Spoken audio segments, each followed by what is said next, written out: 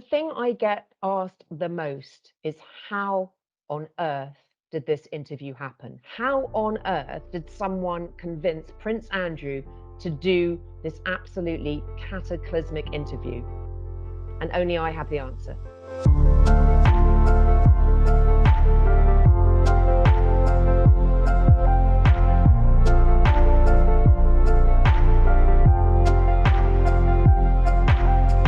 Well, the story had always been in the public consciousness, but only a little bit.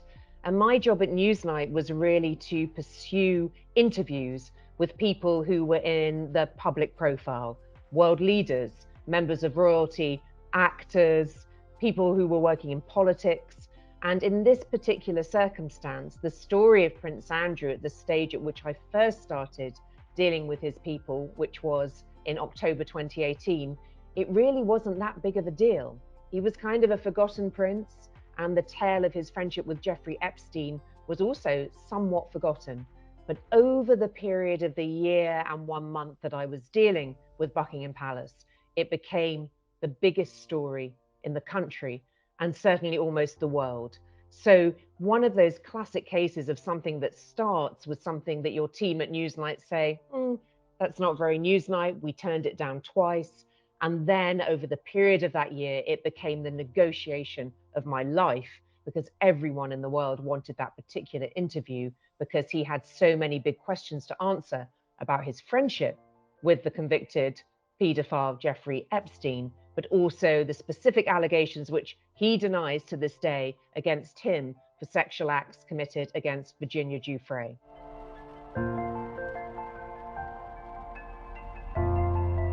I think that really honesty is the best policy.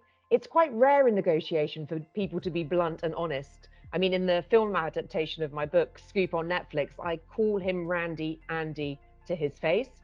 And I actually did that in this negotiation because effectively honesty is the best policy. And over the many months that I was dealing with Amanda Thirsk, who was his chief of staff at the palace, and then with him personally, face to face in a tiny room with Emily Maitlis, the presenter, Stuart McLean, the deputy editor, and a surprise guest, his daughter, Princess Beatrice. In those very, very important moments of dealing with someone, you have to earn their trust quickly. And over the time I've been dealing with Amanda and all the people involved in this, I had just been blunt, not rude, not disrespectful, but blunt. This was an interview about Jeffrey Epstein. There would be no conditions. And Newsnight was looking to have the definitive narrative from him, his version of events of these incredibly serious accusations and the problem of this friendship with this man who was now dead, but who had been a prolific sex offender. So it really was a matter of professional honesty without blurring the lines between truth and trying to get the interview that you want, because ultimately you know what a prize it is journalistically, so you have to make sure you don't cross that line.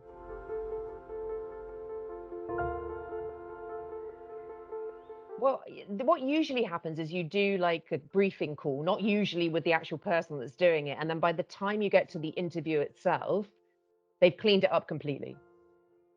This was the one time that didn't happen. We spoke to him on the Monday. He revealed lots of the things he revealed on camera on the Thursday when the interview happened.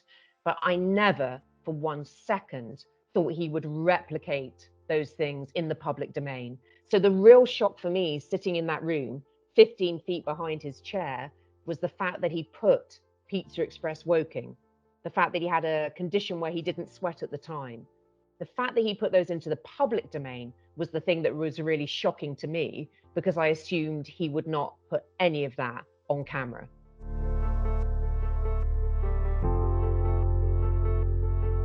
I think the thing that I've learned about myself is actually that resilience was really my best friend. You know, I was lucky enough to have an extraordinary education, incredible colleagues, the brilliant brand of the BBC, an incredible presenter like Emily Maitlis or Jeremy Paxman by my side effectively. But ultimately, if you give up, you get nothing. And in this particular job that I was doing with so much rejection and so many no's, so many doors closed in my face, figuratively and sometimes literally, resilience was my best friend. And I had an unending optimism. So 99% of the time I'd get a no. but I would always believe it would be the 1%, even though that doesn't really make sense in terms of my experience. So I think that stoicism, that resilience, and not taking the rejection personally, but seeing it as a professional decision, I think those really were the things that meant I was able to carry on with this very difficult role and persist.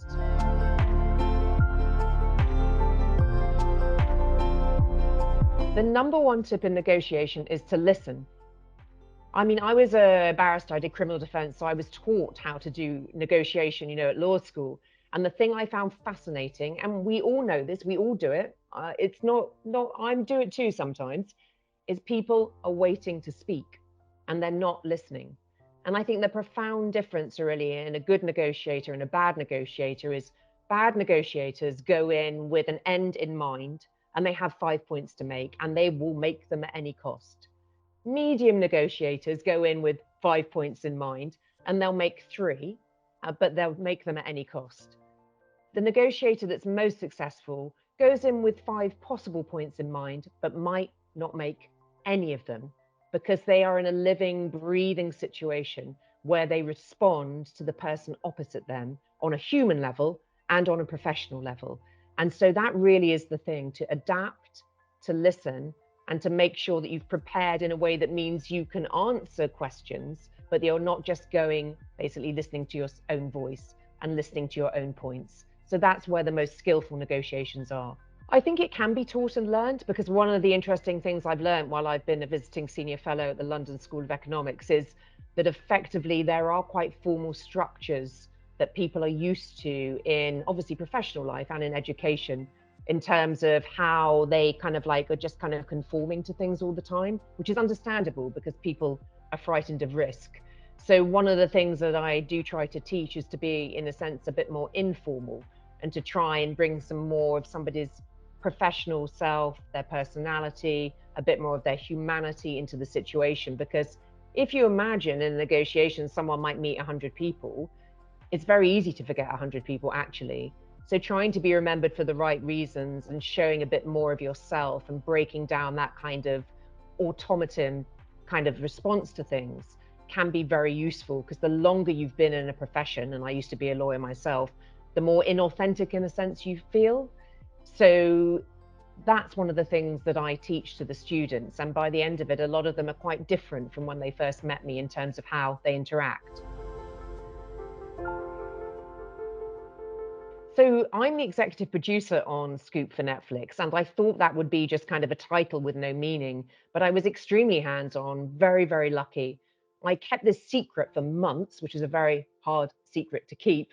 But from the first moment of the screenplay with the screenwriter Peter Moffat, who worked on Silk and also Your Honor with Bryan Cranston, 1 minute Bryan Cranston, next minute stuck with me. There you are. What can you do? All the way through the casting, the suggestions that there were on the table, meeting some of the background people, some of the people working on the set and the production, and of course the director, Philip Martin, who worked on The Crown.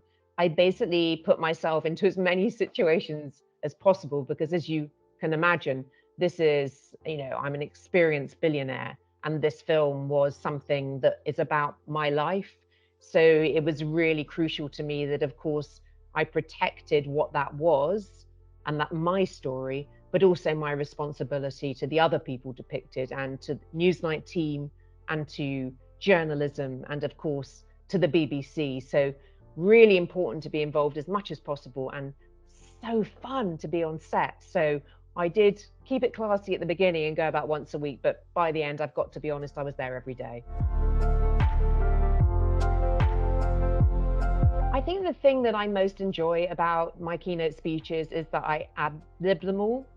So they're bespoke. Obviously, I care about what the client wants to do.